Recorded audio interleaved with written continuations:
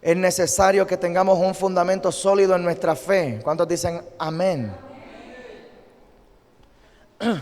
Y el Señor me ha dado una palabrita para la mañana de hoy. Les voy a pedir que se pongan de pie en la medida en que puedan encontrar Primera de Corintios capítulo 3. Y te voy a pedir que tú te estires, puedes moverte hacia los lados, respira profundo porque vamos a leer unos cuantos versículos. Quiero que tengas un contexto completo de lo que vamos a discutir hoy, amén. Nos ponemos de pie y les explico a la visita, se ponen de pie no es porque se van a ir, no es porque se acabó el culto, es porque queremos demostrar respeto a la palabra de Dios. Primera de Corintios capítulo 3, voy a leer desde el versículo 1, y voy a leer unos cuantos, así que prepárate, coge aire. Primera de Corintios capítulo 3, desde el versículo 1, dice la poderosa palabra de Dios: de manera que yo, hermanos, no pude hablarles como espirituales. Aquí está el apóstol Pablo dirigiéndose a la iglesia que él fundó allí en la ciudad de Corinto. No pude hablarles como espirituales, o sea, yo fui y no les pude hablar como gente espiritual, sino como a carnales. Esto es Pablo hablándole a Corinto, no estamos hablando aquí Alcanza, tú sabes, eso no pasa aquí. Como a espirituales, no pude hablarles como a espirituales, sino como a carnales, como a niños en Cristo. Les di a beber leche y no vianda, porque aún no eran capaces, ni son capaces todavía, porque aún son carnales. Pues habiendo entre vosotros celos, contiendas y disensiones, ¿no son carnales y andan como hombres? Porque diciendo el uno, yo ciertamente soy de Pablo, y el otro, yo soy de Apolos, ¿no son carnales? ¿Qué pues es Pablo y qué es Apolos? Servidores por medio de los cuales habéis creído, y eso según lo que a cada uno concedió el Señor. Aquí se pone bueno, en el versículo 6, yo planté, Apolos regó, pero el crecimiento lo ha dado Dios. Alguien diga conmigo crecimiento.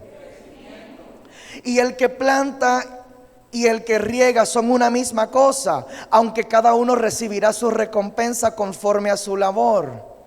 Esto está bueno para repetirlo. Te voy a repetir ese versículo porque es necesario. Yo creo que Dios sabía que los seres humanos somos orientados hacia las recompensas, y por eso Él nos reveló a través de su palabra que lo que nos espera en el cielo a causa de nuestra obediencia y a causa de nuestro servicio es una recompensa celestial. ¿Cuántos dicen amén?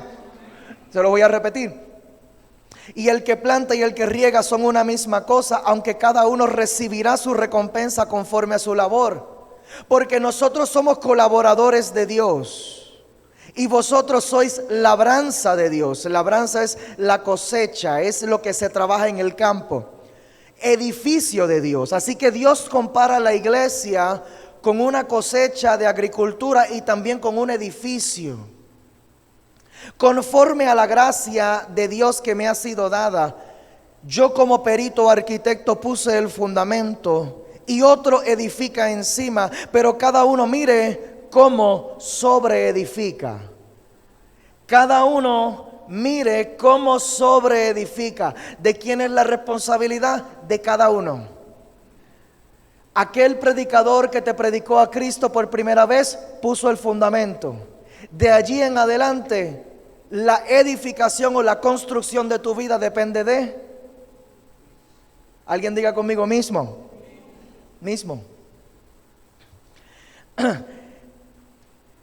Porque nadie puede poner otro fundamento que el que está puesto, el cual es Jesucristo. Y si sobre este fundamento alguno edificare oro, plata, piedras preciosas, madera, heno, hojarasca, la obra de cada uno se hará manifiesta. Dile a tu vecino, se va a notar. Si construiste con piedra, se va a notar. Si construiste con hojarasca, se va a notar. Mira cómo es que se va a notar en el versículo 13. Esto está bueno. Porque el día la declarará. En otras palabras, hay gente que dice, no, el tiempo me dará la razón. En efecto, el tiempo es lo que te va a dar la razón. El día lo declarará, pues por el fuego será revelada, y la obra de cada uno, cual sea, el fuego la probará. Si construimos con piedra, va a soportar el fuego. Si construimos con hojarasca, si permaneciere la obra de alguno que sobreedificó, recibirá recompensa. Y cierro con el versículo 15. Si la obra de alguno se quemare, él sufrirá pérdida, si bien él mismo será salvo, aunque así como por fuego. Así que esa última frase, antes de sentarnos, vamos a orar por la palabra. Esa última frase lo que significa es como que llegué al cielo ahí, jaspa cum laude. Llegué al cielo ahí jaspando, ¿sabes? Fui salvo ahí, tú sabes. Dependiendo de la manera en que nosotros construimos nuestra vida, posiblemente no perdamos la salvación, pero posiblemente lleguemos allí como que, Señor, ay, por la misericordia de Dios. Hoy vamos a predicar bajo el tema crecimiento. Alguien diga conmigo crecimiento. Cerramos nuestros ojos. Padre, te damos gracias. Tú eres bueno, Dios. Te pedimos que tú ministres a través de la predicación de tu palabra. Yo te pido sabiduría en la predicación y yo te pido don de ciencia para llegar a los corazones. Te pido, Señor, que tú me des palabra de sabiduría, Señor, para dirigir a este pueblo de la manera como lo hace un coach con su equipo. Para que cada uno pueda llegar al cumplimiento de lo que tú le has prometido. En el nombre poderoso de Jesús y la iglesia de Jesucristo. Dice, amén, amén. Se pueden sentar. Ay, Dios es bueno. ¿Cuántos saben que Dios es bueno? El apóstol Pablo se dirige a sus hijos en un tono de preocupación aquí en esta carta. En el primer capítulo, lo discutimos hace un par de semanas, en el primer capítulo el apóstol Pablo reconoce que tiene hijos en este lugar porque él fundó esta iglesia y el apóstol Pablo es su padre espiritual. Vamos a hablar acerca de la paternidad espiritual dentro de un par de semanas. Y Pablo se dirige a ellos como sus hijos y lo primero que hace es reconocer lo bien que les va en algunas áreas. Les reconoce que esto es una iglesia empoderada en los dones del Espíritu, que están fluyendo en los dones del Espíritu. Y Pablo le hace un reconocimiento y esto es impresionante porque fluir en los dones del Espíritu no es fácil. Requiere unción. Alguien diga conmigo unción. Fluir en profecía requiere unción. Fluir en sanidades requiere unción. Fluir en milagros requiere unción. Y el apóstol Pablo le hace este reconocimiento de que, wow, ustedes de verdad que están a otro nivel en cuestión de la unción. Pero lo que encontramos en el capítulo 3 es que Pablo les dice, van bien pero son carnales. Esto nos trae un pensamiento que parece ser contradictorio, porque ¿cómo es posible que yo pueda ser ungido y carnal a la vez? Ay, esto va a estar bueno hoy. Esto va a estar bien bueno hoy. ¿Cómo es posible que podamos ser ungidos y carnales a la vez? Él se refiere a ellos y les dice, yo no pude hablarles como agente espiritual, les hablé como niños. ¿Cómo es posible que tú puedas fluir en los dones del Espíritu y que Dios te considere un niño espiritual? Ay, Dios santo. Algunos teólogos entienden también que cuando Pablo le hizo esta frase que le dice, yo fui a donde ustedes y les hablé como carnales y no como espirituales. ¿Por qué? Porque había un conflicto en la iglesia donde ellos estaban divididos entre sus líderes, identificándose con sus líderes. No, porque yo soy de Pablo. Y acá un grupo que decía yo soy de Apolos. Y acá otro grupo que decía yo soy de Cefas. Cefas es Pedro, el apóstol Pedro. Entonces ellos estaban divididos entre ellos y parte de la división o parte de la razón por la cual ellos estaban divididos era porque después que Pablo fue y les sembró el fundamento, Pablo fue y les predicó a Cristo. Pero luego de que Pablo les predicara a Cristo, se levantó Apolos, y Apolos, les mencioné hace un par de semanas, Apolos era un maestrazo, el tipo estaba a otro nivel. Les mencioné que algunos teólogos entienden que la carta a los hebreos posiblemente la escribió Apolos porque tiene un vocabulario diferente. Apolos parece que era un hombre más elocuente en su discurso. Parece que Apolos era un hombre que fluía con una carisma superior a la carisma de Pablo. Y Pablo posiblemente en esta carta les estaba diciendo, ustedes yo no sé ni por qué están con toda esa changuería. Porque si yo quisiera, yo también les podría hablar con elocuencia. Lo que pasa es que cuando yo fui a hablar con ustedes, ustedes eran carnales. Eran niños. Yo no podía hablarle a esa altura de discurso porque yo estoy hablando con nuevos creyentes.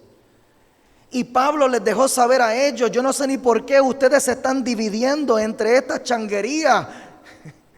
Porque ustedes cuando yo fui no eran capaces de soportar una palabra de altura. Y entonces le dice también, ni son capaces todavía.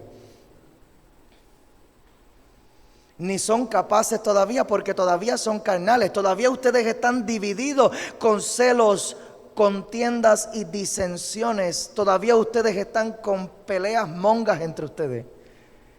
Todavía ustedes están chismeando, todavía ustedes se dividen por cualquier tontería, todavía ustedes están en este nivel en donde se enredan a pelear por cualquier tontería. No son carnales, le dice el apóstol Pablo. Vale la pena resaltar que Pablo le estaba hablando a esta iglesia que estaba empoderada en los dones del Espíritu. Empoderados, fluyendo en los dones del Espíritu, pero operando como niños espirituales. Gálatas capítulo 4, versículo 1. Dice, pero también digo, entre tanto que el heredero es niño, en nada difiere del esclavo. Esto es el mismo apóstol Pablo escribiendo la carta a la iglesia en Gálatas, y él refuerza este principio. Dice, pero también les digo que entre tanto que el heredero es niño, en nada difiere del esclavo. O sea, es lo mismo. El heredero podría ser hijo de un millonario, pero mientras sea un niño no tiene ninguna diferencia al esclavo en la casa. ¿Por qué? Aunque es señor de todo, sino que está bajo tutores y curadores hasta el tiempo señalado por el Padre. Y aquí el apóstol Pablo está revelando un principio que es de reino, y el principio es este: Dios no desata el cumplimiento de propósito de acuerdo a los dones, lo desata de acuerdo al carácter. Hoy es ese tipo de mensaje. Esto va a estar bien bueno hoy. Dios no desata el cumplimiento de propósito de acuerdo a los dones. No importa cuántas lenguas tú hables. No importa cuánto profetices. No, pastor, lo que pasa es que yo oré por un compañero de trabajo el mes pasado y Dios lo sanó. Gloria a Dios. Eso no significa que estás caminando en propósito. Tú puedes tener algunas bendiciones en tu vida como señal de que Dios está allí en el asunto, pero eso no significa que tú estés caminando en el cumplimiento de tu propósito. Porque Dios no desata el cumplimiento del propósito de acuerdo a los dones, sino de acuerdo al carácter. Dios es capaz de permitirte fluir en los dones. Es que necesitamos entender que los dones no son para nuestra propia edificación. El único don espiritual, y vamos a enseñar acerca de los dones espirituales en un par de semanas también, porque esta carta está brutal. El único de los dones espirituales que me edifica a mí mismo es el don de lenguas. El don de lenguas no edifica a la iglesia como tal, porque cuando yo hablo en lenguas nadie me entiende. Pero cuando yo hablo en lenguas, el don de lenguas a mí me edifica, porque entonces yo entro en una conexión superior con el Espíritu Santo. Pero todos los demás dones, y son 9, o sea que 8 de 9 dones son para la edificación del cuerpo de Cristo, no son para mí. Dios está mucho más interesado en darte los dones para crear fe a tu alrededor, mucho más que para bendecirte. Dios te bendice a ti con el cumplimiento de tu propósito. Los dones no son el resultado, los dones son el medio. Los dones representan el medio para poder alcanzar. Félix, ¿está bien, papá? ¿Estás bien? Gloria a Dios. Así que mientras el heredero es niño, en nada se difiere del esclavo. Nosotros necesitamos crecer. Lo que el apóstol Pablo nos está dejando saber aquí es que si nosotros queremos más de Dios, necesitamos madurar espiritualmente. Necesitamos crecer espiritualmente. ¿Y cuál es la diferencia entre un niño y un adulto? La madurez. La madurez. ¿Y qué es la madurez? Estuve buscando información acerca de esto. Hay algunos principios que son muestras o evidencia de una persona que es madura. Número 1. acepta las críticas y las analiza y estudia para mejorar. Una persona que acepta críticas y las estudia y las evalúa para mejorar es una persona madura. Una persona inmadura es una persona que no puede aceptar críticas. Una persona que sabe controlar sus ataques de mal genio. Estos son definiciones seculares. En la Biblia esto se llamaría dominio propio, mansedumbre, templanza. Es fruto del Espíritu. Así que una persona que constantemente tiene rabietas es una persona que no tiene dominio propio, una persona que no tiene templanza, una persona que no tiene mansedumbre, es una persona que no tiene madurez. Si nosotros nos fijamos, los dones del Espíritu tienen que ver con lo que Dios puede hacer a través de nosotros para bendecir a otros. Pero el fruto del Espíritu tiene que ver con la formación del carácter de Cristo en mí. Siempre acepta las consecuencias de sus actos, sin ampararse o justificarse con excusas. Esa está bien buena, ¿verdad? Una persona madura es una persona que acepta las consecuencias de sus actos sin ampararse o justificarse con excusas. No, esto yo lo hice, yo reconozco que fui yo reconozco que fue mi error. Una persona que ha superado la fase de envidia y celos por los demás. Y nosotros vemos aquí que es que la sabiduría de Dios no es una sabiduría difícil de entender, porque es que el mismo diccionario secular define madurez bajo el mismo concepto que hace el apóstol Pablo. ¿Qué fue lo que el apóstol Pablo dijo? Ustedes están divididos por celos, por contiendas y por disensiones. Y el diccionario secular dice que una persona inmadura es una persona que no ha podido superar la envidia y los celos por los demás. Que no busca de modo continuo los defectos en los demás. Que no se preocupa de manera innecesaria por las cosas. Ay, Dios. Yo creo que esta lista está calientita. Esta lista, yo creo que en lo que yo termino de leer esta lista, les voy a dar a todito. Porque a mí me dieron casi todo lo que aparece aquí en la lista, a mí me azotó. Yo no sé si yo soy el único pecador. No se preocupa innecesariamente de las cosas que no puede controlar. Que no se impacienta de forma ilógica. Una persona que pueda encargarse de sí misma es una persona madura. O sea, es una persona independiente, es una persona que yo puedo sostenerme, es una persona responsable de sus cosas. La madurez trasciende a un periodo cronológico, o sea, en otras palabras, la madurez no la determina la edad. Yo conozco niños muy maduros y también conozco viejitos muy... Lo dijiste tú, no lo dije yo. Sino que tiene que ver, la madurez no tiene que ver con la edad, tiene que ver con una actitud y un estado de la mente. Una persona incluso puede madurar en ciertos aspectos de su personalidad, pero no en otros. O sea que en algunas áreas de mi vida yo puedo tener mucha madurez, en otras áreas de mi vida yo puedo ser un niño completamente. Esto es bien posible. Cualidades muy valoradas en una persona madura, la templanza. Mira, y esto es un diccionario secular. La templanza, la fortaleza, la paciencia, la consistencia. Una persona que dice yo voy a comprometerme con esto y cumple con su compromiso y se mantiene firme allí, firme allí, firme allí, firme allí. Constancia, consistencia, la sinceridad, la prudencia, la caridad o la generosidad. Todos estos son cualidades de personas maduras. En otras palabras, nosotros necesitamos evaluar cada una de estas áreas en nuestras vidas, porque Dios lo que está buscando para poder confiarnos el próximo nivel es que nosotros podamos crecer en estas áreas. Esto es un mensaje sumamente apostólico. Es de la manera como le habla un papá a sus hijos. Necesito que crezca. Necesito que asuma responsabilidad.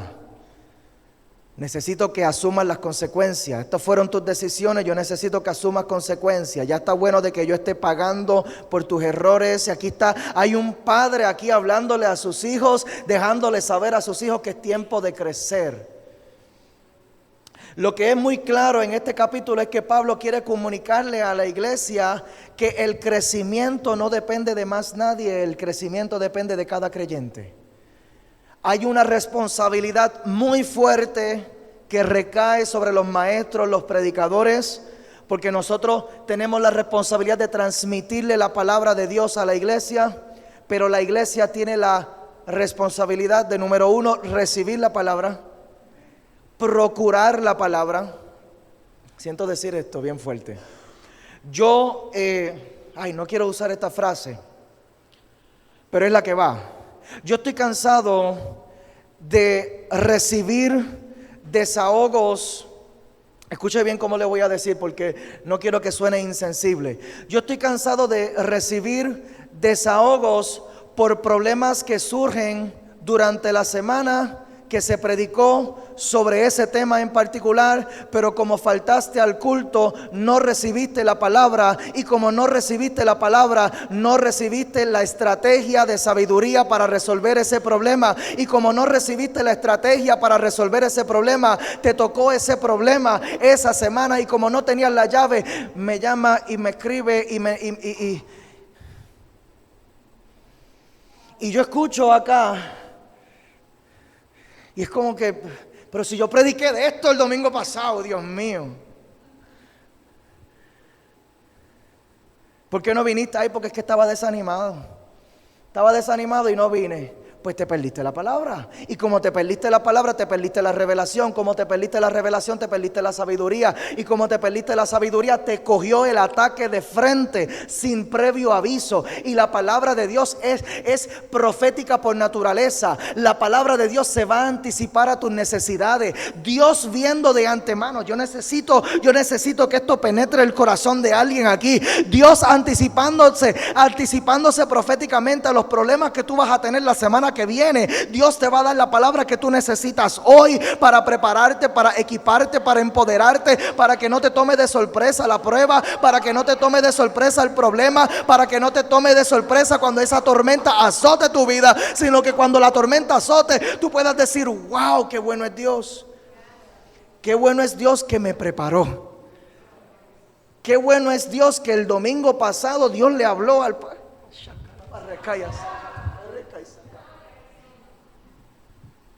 Porque si para algo ayunamos los predicadores es para eso.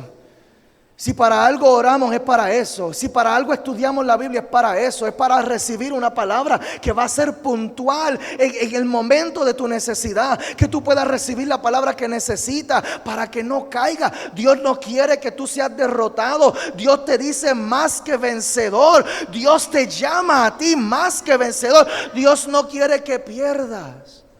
Y como Dios no quiere que pierdas, Él te va a estar equipando de antemano. Toma esta palabra. ¿Con qué es que nosotros ganamos las batallas espirituales? Con el conocimiento de la palabra. Con el conocimiento de la palabra. El conocimiento de la palabra va a transformar mi entendimiento, y esto es lo que a mí me va a renovar para que yo pueda comprobar la buena voluntad de Dios, Dios santo. Así que el fundamento es Cristo, pero nosotros decidimos con cuáles materiales nosotros vamos a construir nuestras vidas. Alguien diga conmigo: materiales. ¿Con qué materiales yo voy a escoger? ¿Con qué materiales yo voy a construir sobre el fundamento que fue establecido? El fundamento de mi fe tiene un nombre y se llama Jesucristo. Ahora, cada nivel, si nosotros miramos un edificio, a mayor altura, mayores niveles. Y gloria a Dios, porque para que puedan haber más niveles y el edificio pueda tener más altura, lo que se requiere es un fundamento sólido. El fundamento no es el problema, porque el fundamento es sólido, el fundamento es Cristo. El fundamento es Cristo. Ahora, los demás niveles nosotros los vamos a elevar con nuestras decisiones. Yo decido cada día con qué materiales yo voy a construir. Cada vez que yo me encuentro con una decisión, yo voy a escoger con qué material yo voy a trabajar este asunto. Si yo lo voy a trabajar con envidia o si lo voy a trabajar con honra. si lo voy a trabajar con trampa o si lo voy a trabajar con honradez. Cada decisión pone en mis manos esta elección de materiales con que yo voy a construir esto. Alguien diga conmigo materiales. Así que vamos a dedicar los próximos 25 minutos con la ayuda del Espíritu Santo para desglosar los materiales correctos de construcción. Un listado breve analizando la vida de un hombre que Dios lo llevó desde ser un pastor de ovejas en el anonimato a llegar a ser el rey de Israel más reconocido en toda la historia. ¿Saben de quién estamos hablando, verdad? Dilo duro. David. Recordamos la historia de David contra Goliat y todo esto. Amén. Así que el primer material que vamos a presentar, materiales de construcción, para los que están tomando nota, esto es un buen mensaje para tomar nota. Número uno, preparación. Tenemos aquí en el relato, no voy a profundizar, el próximo libro que vamos a estudiar después de Primera de Corintios es Primera de Samuel. Allí sí vamos a profundizar en todo esto. Vamos a entrar en lo profético, cuando se levanta este profeta Samuel y todo lo que él hizo, y vamos a profundizar en lo profético allí. Esta carta es más apostólica, estamos cubriendo unos temas apostólicos fuertes. Así que, utilizando como ejemplo en Primera de Samuel capítulo 16, tenemos la historia de cuando el profeta Samuel fue a ungir a David. Dios no le dijo al profeta Samuel el nombre de la persona que iba a ungir. Dios le dijo: tú vas a ir a la casa de Isaí y vas a ungir a uno de sus hijos, y cuando tú lo veas yo te voy a decir cuál es. Así que llegaron hasta allí, y en Primera de Samuel capítulo 16 versículo 11 dice: entonces dijo Samuel a Isaí: ¿son estos todos tus hijos? Porque es que me siguen trayendo gente y Dios me sigue diciendo: este no es. Isaí le trajo entonces otro, el segundo más guapo, más grande, y Samuel dijo: este tiene que ser obligado. Y Dios le dijo: no, a este yo lo desecho. Tú estás mirando lo que tú puedes ver con los ojos de frente, pero yo miro el corazón. Este no es. Así que Samuel le pregunta entonces a Isaí: ¿son estos todos tus hijos? Y él respondió: queda aún el menor. O sea, no te traje al pequeño porque yo no pensaba que tú ibas a querer hablar con él. Yo no te traje al pequeño porque es que él es el pequeño.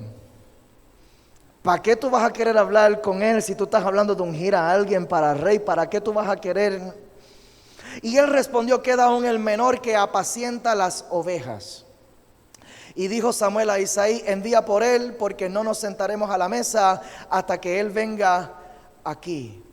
Y tengo una notita para alguien aquí: no menosprecies tu asignación actual, porque tu asignación es tu adiestramiento.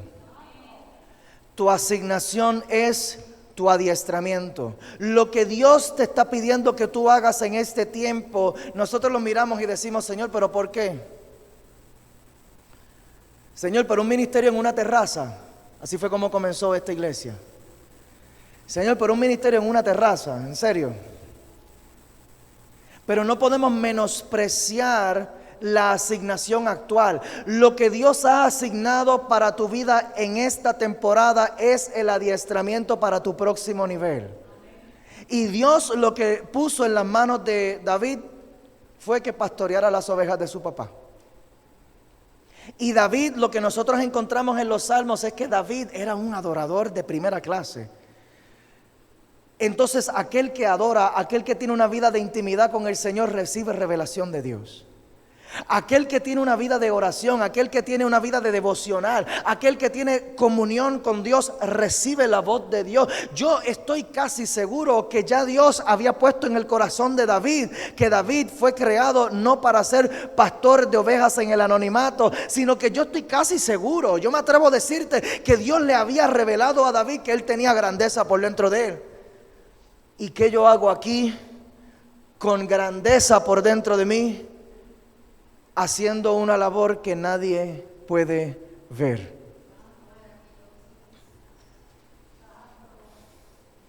Yo que cargo un llamado, yo que cargo un propósito, yo que cargo un destino de Dios, ¿qué hago yo aquí haciendo algo que nadie puede ver? Pero, alguien diga conmigo, pero. En 1 Samuel capítulo 17, versículo 33, cuando surgió la oportunidad de pelear contra Goliat, mira lo que le dijo el rey Saúl a David. Cuando Saúl se enteró, el rey Saúl se enteró que David iba a pelear contra Goliat, Saúl le dijo: ¿cómo vas a pelear tú solo contra este filisteo? No eres más que un muchacho, mientras que él ha sido un guerrero toda su vida. Y David le respondió: mira esto, a mí me toca cuidar el rebaño de mi padre. Cuando un león o un oso viene y se lleva una oveja del rebaño, yo lo persigo y lo golpeo hasta que suelta la presa. Estoy leyendo la Nueva Versión Internacional. Hasta que suelta la presa. Y si el animal me ataca, lo agarro por la melena y lo sigo golpeando hasta matarlo. Si este siervo de su majestad ha matado leones y osos, alguien diga conmigo el resumen. Este fue el resumen de David. Este fue el resumen de David. David pudo entender que su asignación mientras él era un simple pastor de ovejas era su adiestramiento para el próximo nivel, a tal nivel de que David no era como un pastor cualquiera. David era el tipo de pastor que cuando venía algo a atacar su rebaño, David se lanzaba a enfrentar la amenaza. Cualquier otro tipo de pastor, especialmente un pastor que menospreciaba su labor, hubiera salido corriendo ante la llegada de un león, muchísimo peor ante la llegada de un oso. Pero David no era un pastor cualquiera. David no era cualquier tipo de persona. David podía honrar su asignación. David estaba cuidando lo que Dios había puesto en sus manos. Aunque la gente menospreciaba lo que David estaba haciendo, David no menospreciaba lo que le fue concedido, porque la asignación que fue declarada sobre David, él pudo entender que esto es algo importante, porque Dios tiene propósito en todo. Y si Dios me ha puesto aquí a velar estas 20 ovejas, yo tengo que cuidar esta asignación. Y esa actitud que tenía David de cuidar la asignación que le fue concedida fue lo que le dio la autoridad para él poder pelear contra Goliat. Cuando él se vio frente a la amenaza de aquel filisteo gigante, él decía: ¿tú sabes qué? Yo tengo un resumen, yo tengo un historial, yo tengo un historial. A mí Dios me ha preparado. Yo estoy preparado para esta batalla, porque yo reconozco, ahora yo entiendo. Ahora yo entiendo aquel león que me tuve que batallar con él. Dios está hablando aquí a alguien. Ahora yo entiendo aquel proceso. Ahora yo entiendo lo que me pasó en mi trabajo. Ahora yo entiendo lo que pasó en aquel divorcio. Ahora yo entiendo lo que pasó en aquella situación de empleo. Ahora yo entiendo lo que me pasó en aquel problema que yo tuve que enfrentar eso. Y yo ni sabía por qué yo tenía que enfrentar ese problema. Pero aquel problema de mi pasado me estaba preparando para mi destino profético en el nombre poderoso de Jesús. Alguien diga conmigo: preparación. Tu asignación actual es tu adiestramiento. Dios tiene algo en mente para ti. No menosprecies la tarea que Dios ha puesto delante de ti en obediencia. Número 2, excelencia. Primera de Samuel capítulo 16, versículo 17. Estos son materiales de construcción para seguir creciendo. La gente quiere hacer una distinción entre lo que es crecimiento espiritual y crecimiento en propósito. Yo quiero someter a tu consideración que es la misma cosa. Porque no hay crecimiento sin obediencia. En Dios no hay crecimiento sin obediencia. Tú puedes saberte la Biblia de rabo a cabo, pero si no obedeces la palabra, Dios no te va a conceder nada. Crecer en el conocimiento de Cristo está ligado al crecer en obediencia. Y cada vez, en cada temporada de mi vida, cada temporada viene con una prueba. Y cada prueba lo que viene es a ver si yo voy a obedecer o no. Y si yo obedezco, Dios me va a abrir la puerta del próximo nivel. Y cuando me abre la puerta del próximo nivel, crecí. Número 2, excelencia. Primera de Samuel capítulo 16, versículo 17. Primera de Samuel capítulo 16, versículo 17. Aquí tenemos a un rey Saúl que Dios se había apartado de él a causa de su desobediencia. Y Saúl estaba siendo atormentado por un espíritu inmundo. Primera de Samuel 16, 17 dice: y Saúl respondió a sus criados: búsquenme pues ahora alguno que toque bien y tráiganmelo. Que toque bien y tráiganmelo. Entonces uno de los criados respondió diciendo: he aquí, yo he visto a un hijo de Isaí de Belén que sabe tocar, es valiente y vigoroso y hombre de guerra, es prudente en sus palabras y hermoso, y Jehová está con él. ¿Cuál fue el reporte que dieron de David? Excelencia, excelencia, excelencia. Y se ha vuelto muy popular en la iglesia evangélica de este tiempo la frase de que no importa lo que la gente piense de mí, lo único que importa es lo que Dios piensa de mí.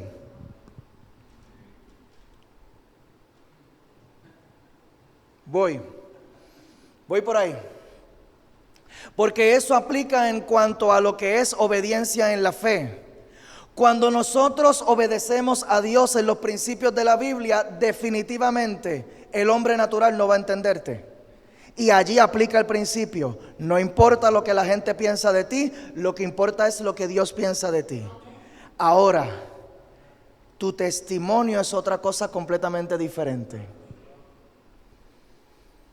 Tu testimonio es una cosa completamente diferente.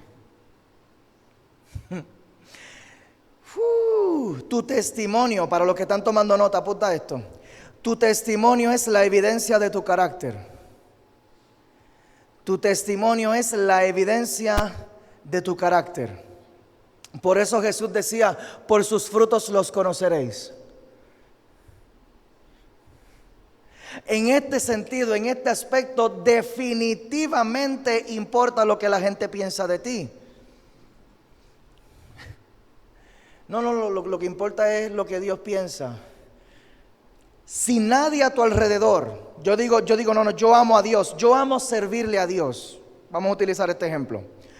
Yo digo, yo amo servirle a Dios, pero si nadie a mi alrededor puede testificar que yo amo servirle a Dios, ¿qué me hace pensar que Dios lo piensa? No importa lo que la gente piense, lo que importa es lo que Dios piensa de mí. Alguien en la tierra tiene que poder dar testimonio de lo que tú estás diciendo. Porque si es verdad lo que tú dices, alguien se tuvo que haber dado cuenta. O tu pastor se tuvo que haber dado cuenta, o tu familia se tuvieron que haber dado cuenta. No, yo amo la santidad de Dios. Alguien se tiene que haber dado cuenta. Yo soy un adorador en espíritu y en verdad. Alguien se tuvo que haber dado cuenta. Yo amo todas las cosas de Dios. Alguien se tuvo que haber dado cuenta. No, tú cuentas conmigo. Alguien se tuvo que haber dado cuenta que la iglesia cuenta contigo. Porque si no, pues mira, no, la evaluación no puede ser interna. La evaluación tiene que ser en comparación con el testimonio de la gente que me rodea. En otras palabras, ¿qué dice la gente que te rodea de ti? ¿Cuál es el reporte que dan las personas que te rodean? Estamos hablando de crecimiento hoy. Ay, santo, mira esto. Desde lo superficial hasta lo más profundo, sobre David hicieron una evaluación completa. Y todos estos aspectos nosotros los necesitamos evaluar. Número 1, la persona que dio el reporte le dijo: este joven David sabe tocar. En esas palabras lo dijo. Este sabe tocar. En otras palabras, es excelente en lo que hace. La gente que te rodea, ¿dicen que tú eres excelente en lo que haces? Esto es importante. La gente que me rodean, ¿dicen que yo soy excelente en esto? Yo puedo pensar que soy excelente, pero déjame buscar un poquito de evidencia. Número 2, dijeron, es valiente y es vigoroso y es un hombre de guerra.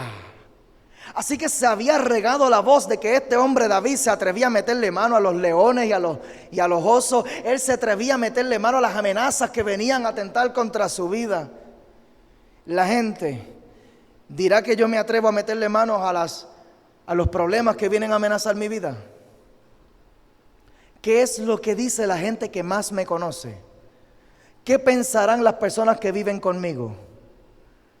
¿Pensarán que yo me atrevo a ser valiente, que yo me atrevo a meterle mano a los problemas que vienen a amenazar mi vida? ¿O dirán que yo me vuelvo un 8? ¿Qué dirán? Vamos a hacer un análisis objetivo. Lo tercero que dijeron fue, es prudente en sus palabras. Esta sí que está rica.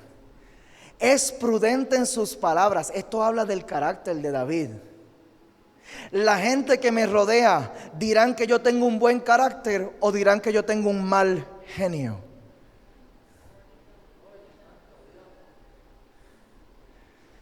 Dirán que yo tengo compostura o dirán que yo soy de los que prendo con medio maniquetazo. A la primera provocación exploto. A la primera provocación alzo la voz. A la primera provocación grito. A la primera provocación insulto. A la primera provocación ofendo. A la primera provocación pierdo el control. ¿Qué dirá la gente que me rodean? De lo que estamos hablando aquí es del reporte que alguien dio de David. No es lo que tú pienses de ti. Es el reporte que daría la gente que te rodea. ¡Ay, santo Dios! Lo próximo que dijeron era que era hermoso. Pastor, no te metas por ahí.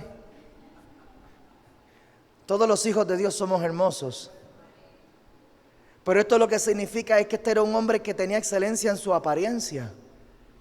Era un hombre que se cuidaba. La gente que me rodean dirán que yo soy una persona que se cuida físicamente. Y por último, yo creo que esta es la más importante. Jehová está con él. Jehová está con él. Y nosotros podemos decir que estamos con Dios, pero la gente podrán testificar que Dios está con nosotros. Y cuando yo meditaba sobre esto, mientras yo preparaba el mensaje, yo pensé, ¿cuál sería una buena evidencia de que Dios está conmigo? Los dones del Espíritu. Eso fue lo primero que yo pensé. Que Dios te use.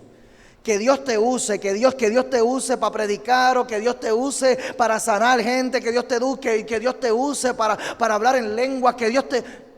No lo encontré en la Biblia. Lo que sí encontré es un versículo bien chévere en Gálatas capítulo 5, versículo 22. Gálatas 5, 22. Dice, mas el fruto del Espíritu. ¿Cuál es el fruto? El fruto es la evidencia de qué tipo de planta es. Un árbol de chinas es difícil decir que da chinas a menos que tú veas la china en el árbol. Cuando tú veas la china en el árbol, ahí con seguridad tú puedes decir, esto es un árbol de china. El fruto es la evidencia del carácter. El fruto es la evidencia de quién tú eres. Gálatas 5:22 dice, mas el fruto del Espíritu es amor, gozo, paz, paciencia. Te la voy a repetir esa última, paciencia. Te la voy a repetir otra vez, paciencia. ¿Cuál es la evidencia de que Dios está contigo? Amor. Gozo, aleluya. ¿Estamos viviendo en gozo realmente o estamos viviendo arrastrando los pies?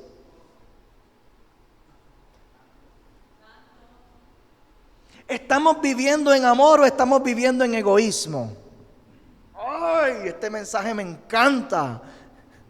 Alguien ríase conmigo por lo menos, porque a mí me está transformando.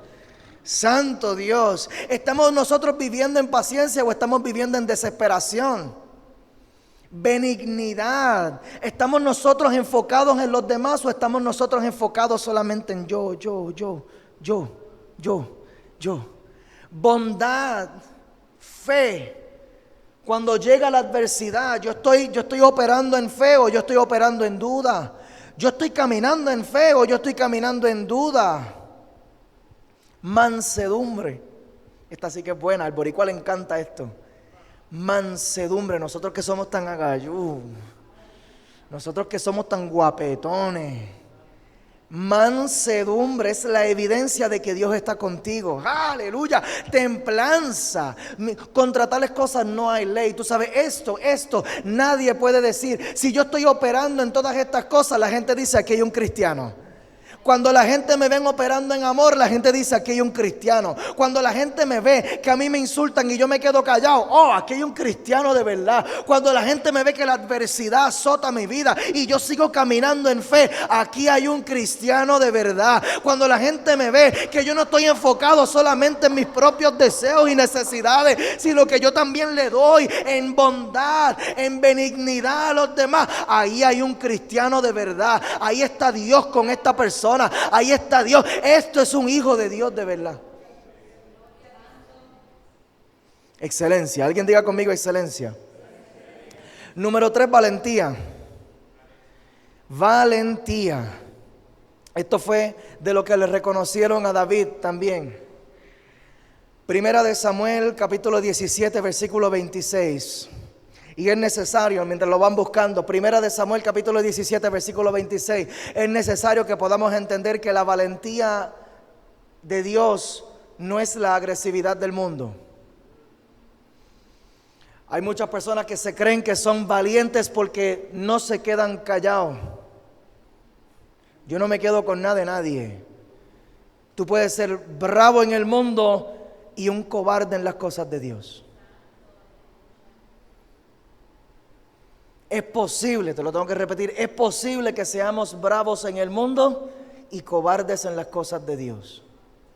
David era un hombre que su valentía era impulsada por el propósito.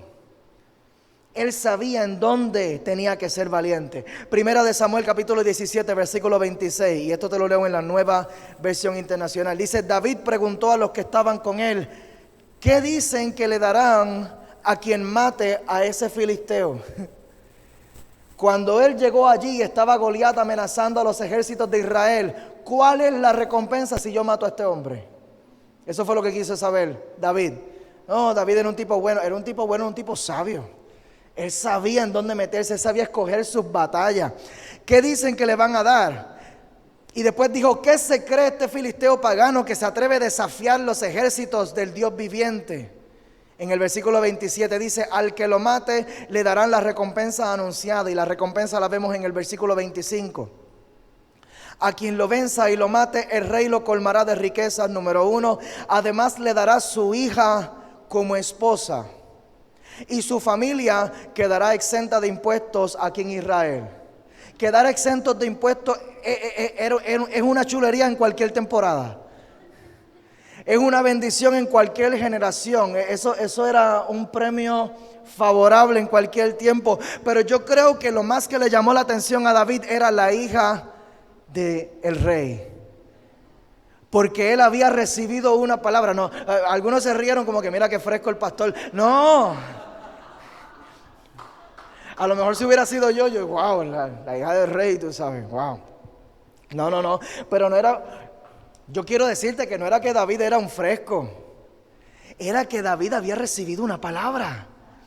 Él había sido ungido como rey. Y cuando nosotros recibimos una palabra de Dios, nosotros que necesitamos quedar atentos para ver cuál va a ser la puerta que Dios va a abrir para posicionarme en el cumplimiento de la palabra que se me profetizó. Y yo estoy seguro que cuando David llegó hasta ese lugar, él dijo: ¿cuál es la recompensa? Para ver si aquí hay una puerta de entrada. Para ver si aquí hay una puerta de entrada. Y yo me imagino que David vivía de esa manera, buscando la puerta de entrada al cumplimiento de su propósito. Y así mismo nosotros tenemos que vivir con los ojos abiertos espirituales. Yo recibí una palabra de Dios. Dios me dijo que yo iba a ser un empresario. Dios me dijo que yo iba a ser un ministro. Dios me dijo que yo iba a ser lo que Dios te hubiera dicho. que tú ibas a hacer. Y cuando Dios te da una palabra, necesitamos abrir nuestros ojos para ver cómo es que Dios lo va a hacer. Y cuando David llegó hasta ese lugar, él dijo: no, yo no voy a ser valiente en cualquier cosa, porque incluso sus hermanos lo ofendieron y él pudo haber sido valiente allí para meterle una garnatada a su hermano.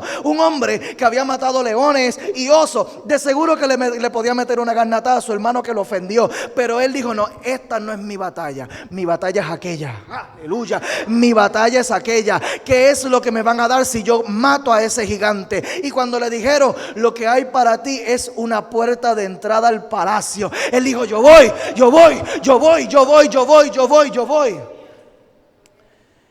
Para nosotros crecer en Dios necesitamos aceptar los retos que se presentan de la nada. Los retos que se presentan de la nada. Hay cosas que nosotros estamos planificando, pero Dios es experto rompiendo nuestros planes. Pero cuando Dios te manda una oportunidad de la nada, sin avisarte, necesitamos abrir nuestros ojos y evaluar la situación como lo hizo David. Si yo le meto mano a esto, ¿qué yo puedo ganar? ¿Habrá una puerta de entrada aquí al cumplimiento de lo que Dios me habló? Y si la encuentra, es tiempo de pelear. Dile a tu vecino: es tiempo de pelear. Es tiempo de pelear, es tiempo de ser valiente. Es tiempo de ser valiente. Hay retos que Dios está proyectando delante de ti y tú dices: no quiero hacerlo porque me asusta. Pero los retos que Dios presenta para ti son las puertas que Él te abre al cumplimiento de tu propósito profético. Es lo que Dios va a usar. Santo Dios. Número 4, el servicio. Esta sí que está buena.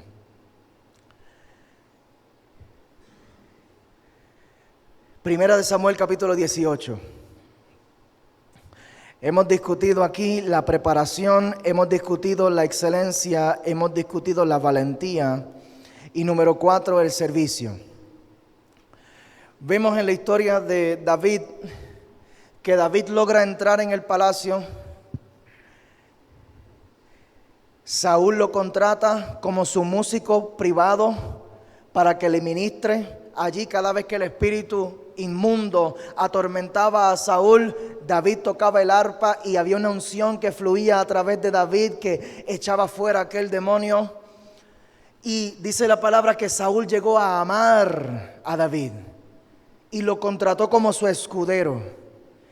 Entonces, yo recibí una palabra de que aquí el rey soy yo. ¿Cómo es posible que tú me pongas a servir bajo tu autoridad? Se pone más interesante aún cuando Saúl se da cuenta que el ungido es David. Y Saúl le tira a matar 2 veces. Después de eso, mira esto, en Primera de Samuel capítulo 18, versículo 12. Dice: Saúl sabía que el Señor lo había abandonado y que ahora estaba con David. Por eso tuvo temor de David y lo alejó de su presencia, nombrándolo jefe de 1000 soldados para que dirigiera el ejército en campaña. ¿Tú sabes por qué hizo esto? Para matarlo. Saúl lo mandó a matar. Le dijo: yo te voy a poner como jefe de estos 1000 hombres y te voy a mandar a la batalla a ver si mueres allí, a ver si salgo de ti de alguna manera. Pero mira esto, que brutal. David tuvo éxito en todas sus expediciones porque el Señor estaba con él. David tenía una conciencia de servicio que no importa dónde me pongan, yo voy a honrarte. No importa dónde me pongan, yo voy a servir. No importa dónde me pongan, porque yo sé que hay un propósito en esto. No importa si me ponen a limpiar los baños, yo sé que hay propósito en esto. No importa si me ponen a servir los almuerzos, yo no importa, porque yo sé que hay propósito en esto. No importa si me ponen en la puerta a recibir la gente, yo sé que hay propósito. No importa si me ponen a dirigir el tránsito afuera, a recibir la gente al sol, para ayudarlos a estacionarse, porque yo sé que hay propósito en esto. Mi obediencia es servir. Mi deseo es servir. Yo entiendo que hay una bendición que se desata cuando yo sirvo. Yo entiendo que hay una bendición que se desata cuando yo me comprometo. Y no importa donde me ponga, yo sé que Dios se va a glorificar porque Dios está conmigo. Y donde quiera que me pongan, Dios va a convertir la experiencia en una victoria y en una bendición. Alguien diga amén. Número 5, la honra. Estas son palabras que no le gusta a la gente. Pero te estoy entregando materiales de construcción espiritual. Construcción espiritual. Nosotros quisiéramos hacer estas cosas a la manera del mundo. Quisiéramos pegarnos en la lotería. Quisiéramos escoger nosotros los ministerios. No, yo voy a servir, pero no en esto. Hay necesidad en esto, pero yo no quiero allí. Yo quiero acá.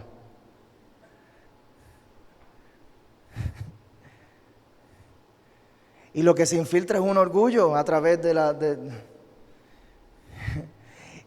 sin darnos cuenta que Dios precisamente a través del servicio lo que está formando es un corazón lo suficientemente humilde como para soportar la grandeza de la bendición que Él va a desatar en el próximo nivel. Un corazón lleno de orgullo no puede soportar el tamaño de la bendición porque la bendición te daña.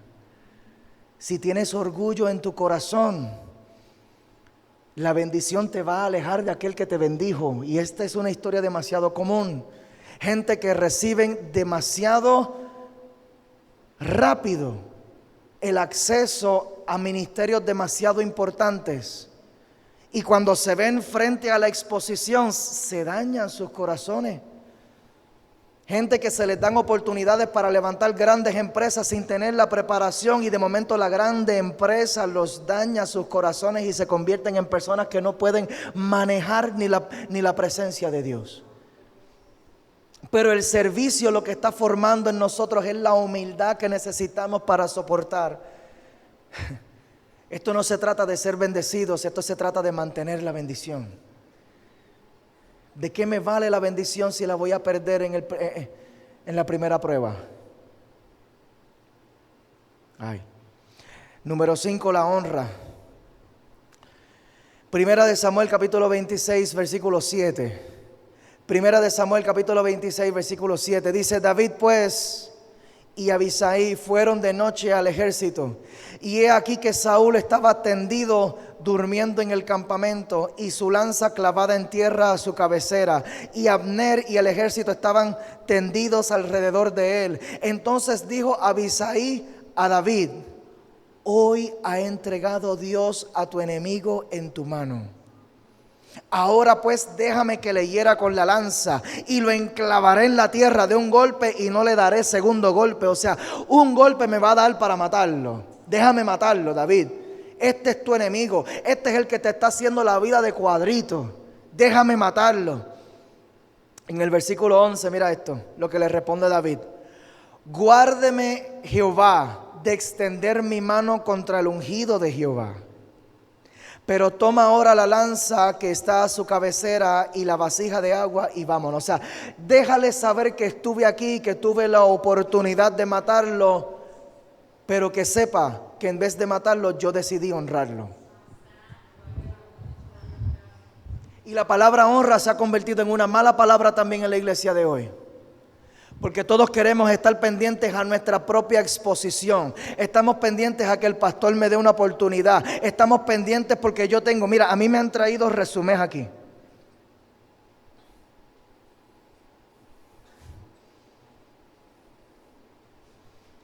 Pastor, sentí en mi corazón enviarte mi resumen. Y yo lo leí. Y wow, está muy bueno. Qué bueno. Pero no funciona así. Dios me dijo que viniera a tu iglesia para ayudarte. Gloria a Dios. A lo mejor Dios te podría decir que vinieras a esta iglesia a ser pastoreado. O yo estoy loco. O yo estaré completamente irracional. ¿Será posible que Dios te trajo aquí para crecer espiritualmente? ¿Será posible que Dios te trajo aquí para aprender algo? ¿Será posible que Dios te trajo aquí para que los líderes pudieran ayudarte también a ti? Gloria a Dios, porque necesitamos gente que vengan a ayudar. Pero si nosotros venimos solamente a ayudar, a la primera que nosotros necesitemos ayuda, por ahí mismo salimos por la puerta para afuera. No, es que yo no vine para eso. Bueno, tú te quisiste comprometer con el ministerio, aquí estamos viendo esto y esto y esto, y al primer señalamiento, no, porque es que yo vine a ayudar, yo no vine a ser ayudado. La iglesia se ha contaminado con una deshonra tan y tan fuerte. Iglesias, gente cristiana tirándole a pastores de iglesias grandes. No, porque allí es el fulano, y tirándole. Tú no sabes el precio que ha pagado ese pastor. No, porque mira lo que es millonario ahora. Tú no sabes el precio que ha pagado ese pastor. No, porque mira cómo hacen tales cosas. Tú no sabes el precio que ha pagado ese pastor. Y somos tan y tan rápidos para levantar la mano contra los ungidos de Dios. Y hay una teoría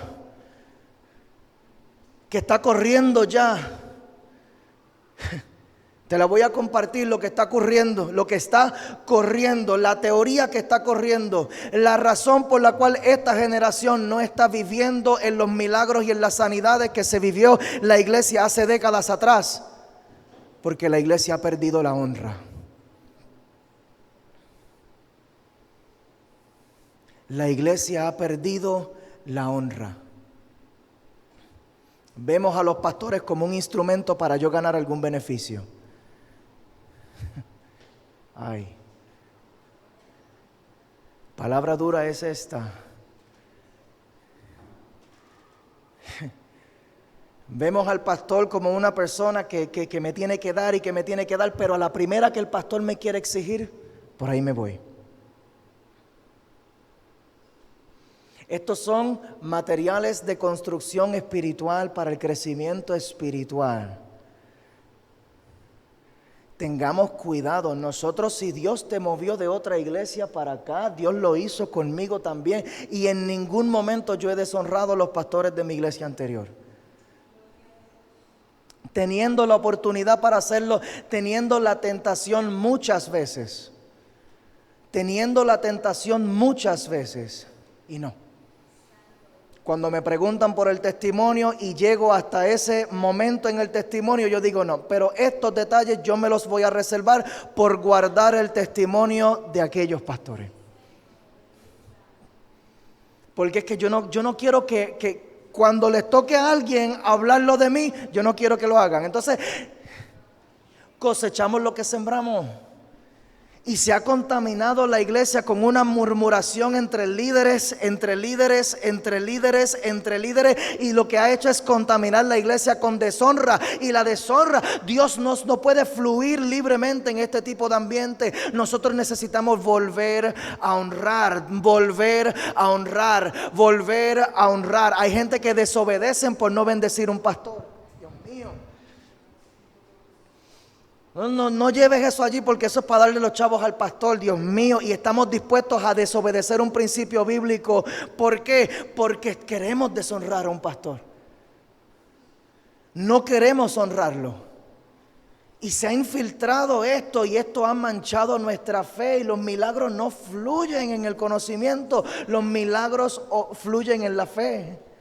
Y una fe manchada de deshonra detiene el fluir de Dios. Ay, Dios mío.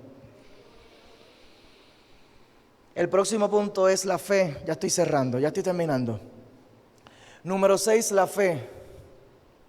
Porque David, cuando salió huyendo de Saúl, bajo la amenaza de Saúl, de que Saúl lo iba a matar, en 1 de Samuel capítulo 22, versículo 1, dice la palabra que David huyó y se metió en la cueva de Adulam. Y dice en el versículo 2 de 1 de Samuel capítulo 21, versículo 2 dice: y se juntaron con él todos los afligidos y todo el que estaba endeudado y todos los que se hallaban en amargura de espíritu, y fue hecho jefe de ellos. David fue hecho jefe de ellos y tuvo consigo como 400 hombres.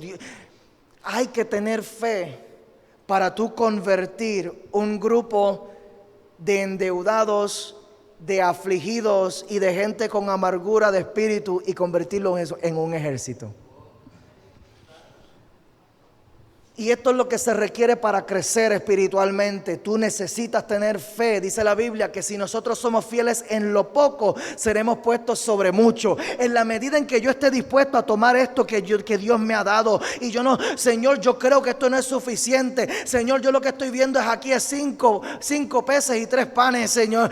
No es suficiente para hacer el milagro. Pero cuando yo le meto fe en el asunto y yo estoy dispuesto a tomar esto que posiblemente otras personas han menospreciado, pero yo creo que de esto yo puedo convertirlo en una bendición. Yo creo que yo puedo convertir esto en un milagro. Yo creo que yo puedo convertir esto en el cumplimiento de la palabra de Dios. Y nosotros necesitamos agarrar esto, Dios santo. Ay, Dios. Y por último, responsabilidad. Responsabilidad. Les voy a pedir que se pongan de pie. Y sé que la palabra ha estado pesadita hoy.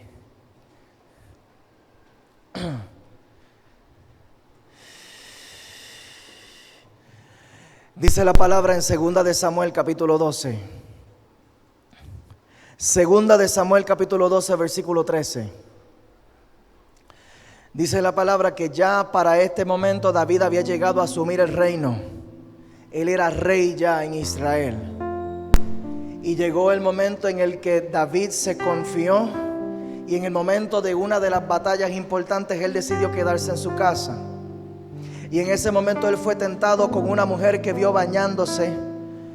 Fue tentado por esta mujer. Fue tentado no por la mujer, porque la mujer no dice la Biblia que la mujer le tiró ni una guiñadita ni nada. Pero él la vio y él fue tentado.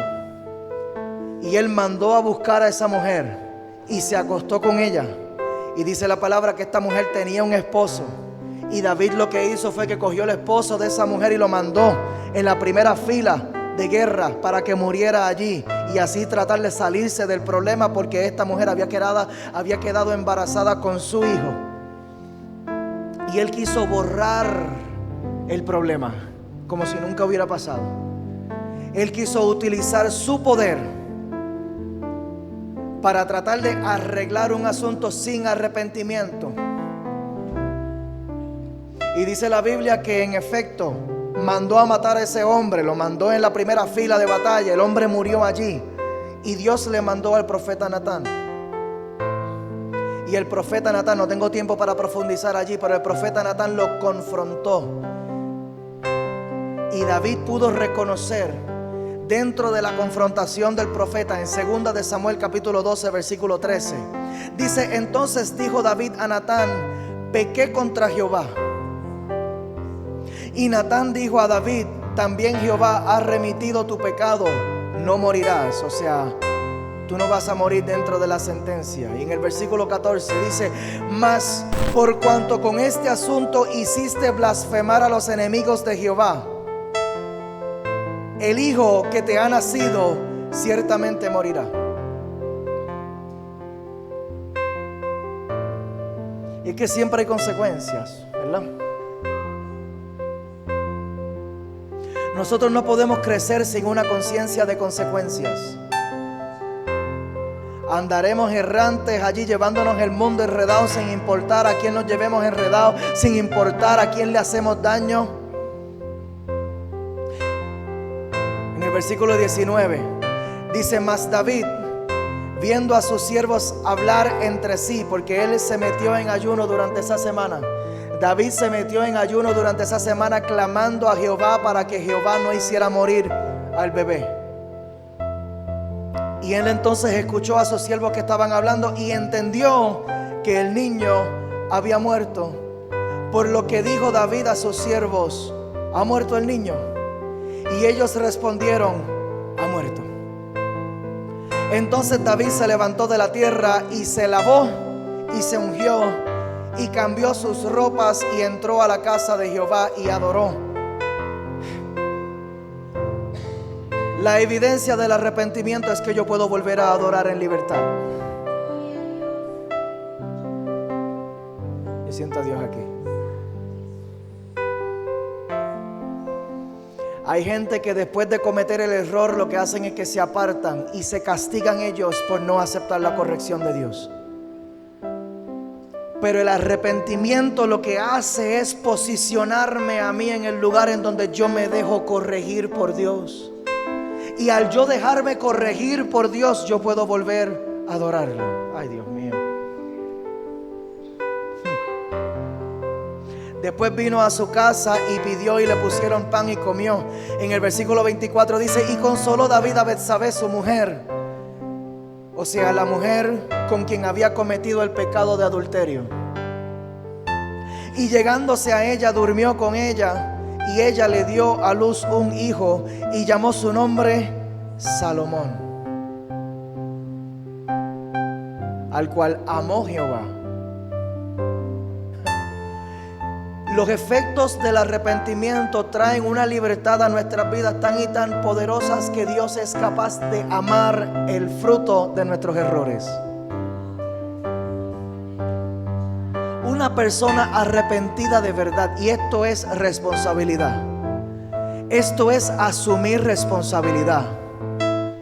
Yo asumo responsabilidad por mis errores y yo estoy dispuesto a someterme a la corrección de Dios. Y una persona con un fruto de arrepentimiento, Dios la toma a causa de la humildad, a causa de la sujeción, a causa de la entrega que se manifiesta en medio del arrepentimiento. Y Dios toma a esta persona y el fruto de la restauración, mío, el fruto de la restauración es un fruto tan y tan poderoso que Dios hace algo contigo después en tu próxima temporada, algo que nunca había hecho en tu temporada anterior. El fruto de la restauración es lo que desata el próximo nivel.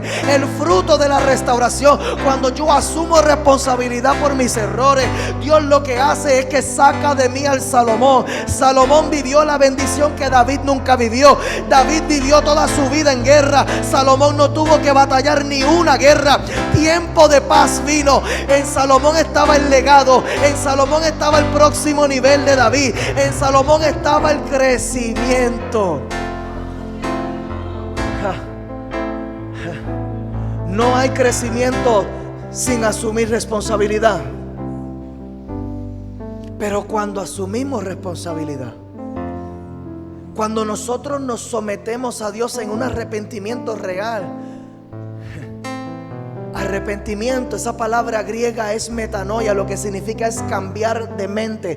Yo estoy en este camino, pero yo me arrepiento. Yo me arrepiento, lo que significa es que yo voy a volver a Dios otra vez. Aleluya.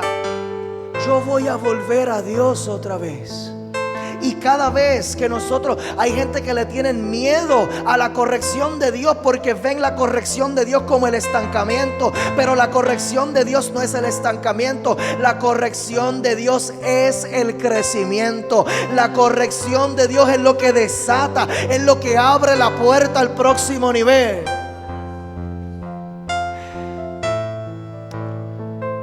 Primera de Corintios capítulo 3 versículo 7. Primera de Corintios 3:7 dice: así que ni el que planta es algo, ni el que riega, sino Dios que da el crecimiento. Crecimiento no lo doy yo. Ahorita les compartía que estábamos evaluando unas propuestas federales para poder crecer.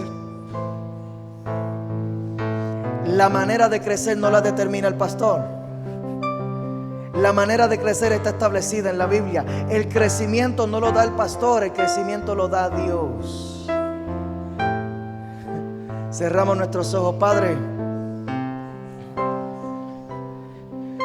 yo te pido, Señor, yo sé que ha sido una palabra pesada, una palabra que ha tocado el carácter, una palabra que ha tocado con aspectos de la personalidad.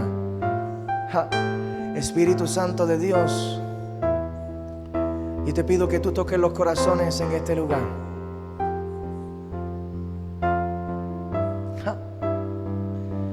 Que tú puedas revelar que el crecimiento no lo producimos nosotros. El crecimiento lo produces tú. Y tú lo produces a tu manera, Y en tu manera tú nos provees de unos materiales para construir. Y ante cada decisión que nosotros nos encontremos en la vida, nosotros necesitamos escoger qué tipo de materiales vamos a usar. Si vamos a utilizar los materiales del mundo o si vamos a utilizar los materiales tuyos. Yo te pido en el nombre poderoso de Jesús que tú nos lleves a cada uno de nosotros, Señor, a una convicción de los materiales que necesitamos usar para crecer. Porque tú, nuestro Padre Celestial, tú quieres que tus hijos crezcan. Tú quieres que tus hijos crezcan. Tú quieres que tus hijos crezcan. Y en esta serie tú estás estableciendo un fundamento. Estás trabajando con nuestro carácter. Estás trabajando con la manera en que nosotros tomamos decisiones. Estás trabajando con nuestra perseverancia. Estás trabajando con nuestra consistencia. Estás trabajando con nuestra fidelidad a tu palabra. Llévanos, Señor, cada día a nosotros, que nosotros podamos escoger qué vamos a usar, qué materiales vamos a usar. Pon en nosotros el querer como el hacer de tu buena voluntad, de que ante cada decisión nosotros podamos escoger tus materiales, para que así mismo como tú hiciste con David, que lo llevaste de ser un pastor de ovejas en el anonimato, y tú lo fuiste llevando a crecer, a crecer, a crecer, a crecer, a crecer, a crecer, a crecer, a crecer. Aún en medio de sus errores tú le hablaste y lo llevaste, Señor, a asumir responsabilidad. Y aún en medio de sus errores, en el momento de su peor error, Señor, en medio de ese acto de asumir responsabilidad, tú desataste la bendición de su crecimiento. Tú desataste la bendición de su próximo nivel. Tú desataste el legado. Y en el nombre poderoso de Jesús, tú estás tocando corazones en este lugar y nos estás llevando a cada uno de nosotros como tus hijos, Señor, a asumir la responsabilidad que nos corresponde. Y en el nombre de Jesús, con un aplauso de alabanza a la iglesia de Jesucristo, grítame.